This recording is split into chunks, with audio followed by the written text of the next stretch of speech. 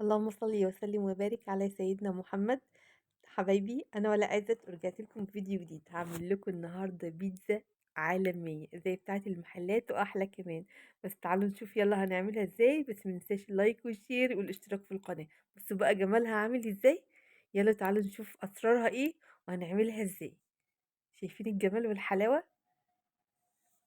اول حاجه هنبتدي ان احنا هنجيب كيلو دقيق. تمام كده. واحط عليهم شويه ملح صغيرين وهبتدي اقلب. بعد كده احط عليهم 3 معالق سكر ومعلقه خميره فوريه كبيره. 3 معالق سكر كبار برضو.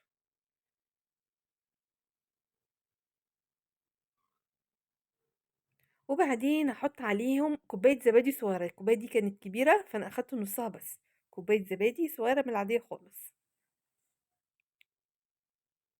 بتطري العجينه وبتخليها تحفه.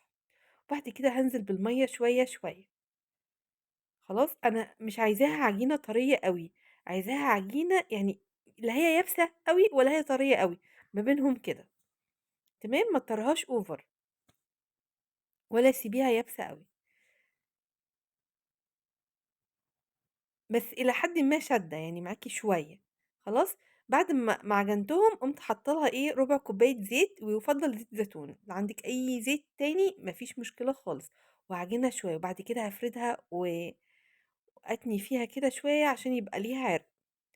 لميتها بقى وهاغطّيها لحد لمّا تتخمّر. هتقعد تتخمّر ساعة. تمام. هاعمل الصلصة بقى بتاعتي. جبت 4 طماطمات كبار وفص توم وضِفت مَيّة كمان. في إضافة كمان هاضيفها اللي هي جزر مبشور. بس أنا ما ضفتهاش في الأول. بس ضفتها أنا شُفتها حد عاملها فقُلت أجرّبها. هي بتدّي تسكيرة كده للصلصة. وسِبتهم لحد لمّا استووا مع بعض. وبعدين ضربتهم بالهاند بلندر أو ممكن تضربيهم في الخلاط. تمام كده؟ تمام. وبعدين ضفت لهم معلقتين صلصة كبار. الصلصة دي ممكن أعملها وأحفظها عندي في الفريزر. وضفت لها كمان شوية فلفل وشوية ملح.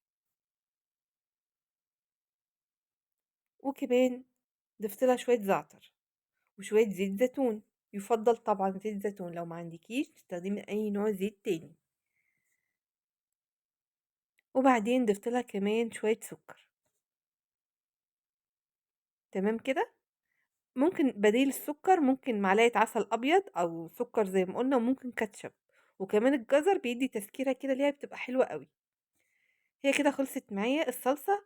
هركنها بقى على جنب وابتدي اقسم العجينة بتاعتي بعد ما اتخمرت بالشكل ده. تمام. علشان الصواني بتاعتي في 30 في 28 في 26. فأنا ابتديت أقسّم العجينة. هاقسّمها على 5 كُرات. ممكن أنتِ تعمليهم على 4 لو الصواني أكبر شوية. على حسب ما أنتِ عندِك الصواني عاملة إزاي.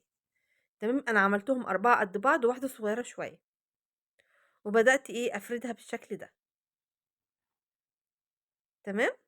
وبعدين دهنت الصواني بتاعتي زيت ورشيت عليها كمان دقيق سيمولينا عشان ما تلزقش من تحت وتدي قرمشه كده تحت البيتزا زي بتاعت بره بالظبط.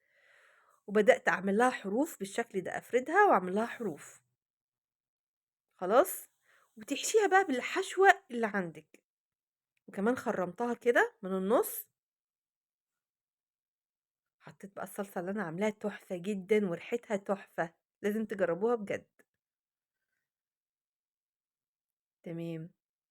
كنت عاملة في بالستريبس. حمّرت شوية ستريبس كده وقطّعتهم. فاكرة الستريبس اللي أنا قُلت لِك عليه في رُز الريزو؟ اللي ما شافش فيديو رُز الريزو يرجع له تاني.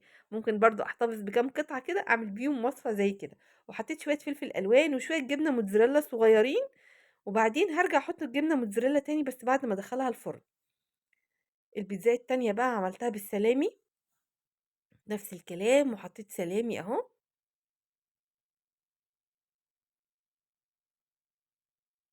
وحطيت برضه شوية جبنة موتزاريلا صغيّرين. في الأول بس. بعد كده هاكمّل جبنة موتزاريلا. تمام. تمام. أهُمّة. في واحدة بقى هاعملها جِبَن. كان عندي جبنة كيري كده سيلتها بشوية لبن صغيّرين عشان أعرف أفردها. تمام. دي كانت أحلى بيتزاية فيهم بصراحة.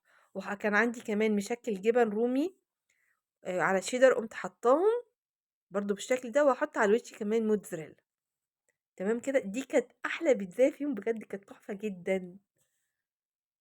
طبعا عندك زيتون حطي، انا ما كانش عندي فما حطيتش عشان كده، وانا ولادي مش بيحبوه اصلا يعني، فما حطيتش. خلاص دخلتها الفرن بقى.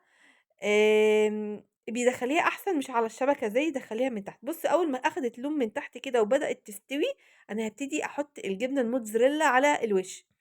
عايزاها بقى زي بتاع بره، كتري جبن، بتشد وكده.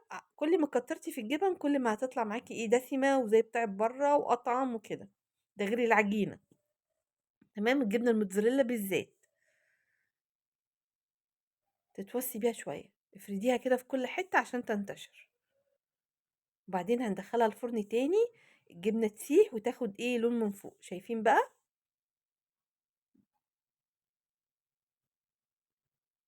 دي اللي انا عملتها بالستريبس. انا اول واحده ما كنتش دهنه الاطراف صلصه شويه صغيرين، ما كنتش دهناها، فطلعت ايه يعني لونها فاتح شويه. انتي بعد كده يعني الباقي هتلاقيه مدهون، الاطراف دي لما لقيتها طلعت فاتحه كده، دهنت الاطراف شويه صلصه صغيرين يعني على خفيف كده، عشان تديكي لون. بصوا بقى الجمال والحلاوه، بصوا الجبنه سايحه وتحفه ازاي، ومن تحت مستويه، بصوا تحفه. نسيت اقول لك، بعد ما تفرديها في الصينيه هنسيبها كام 10 دقايق لو احنا في الشتاء، وندخلها الفرن. لا او في الصيف هندخلها على طول. تمام، نفردها في الصينيه وندخلها على طول بعد ما ايه ما اخلص الصواني كلها. تمام كده. يبقى في الشتاء هسيبها 10 دقايق تخمر، بعد ما افردها في الصينيه في الصيف هدخلها على طول. بصوا بقى جمال التانية كمان، اللي بالسلامي تحفه جدا، وسهل ان انا اطلعها اهي، شايفين؟ طبعا ما شاء الله اول واحده طلعت اتاكل نصها، فما لحقتش اصور كل البيتزات قوي مع بعض. طبعا لان حلاوتها ان هي بتتاكل وهي سخنه، والبتاع والجبنه سايحه فيها كده. بص دي بقى اللي هي المشكل جبن دي، تحفه تحفه تحفه، عجبتني جدا. هما كلهم حلوين بصراحه، بس دي كانت احلى واحده فيهم. وهوريكي برضو سايحه ازاي الجبن فيها،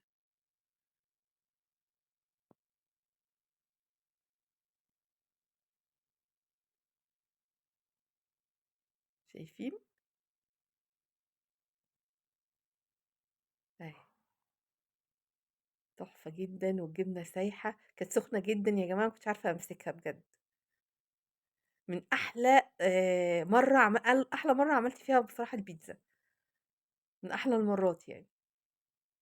حلوه وجميله وسهله، جربوها على طريقتي.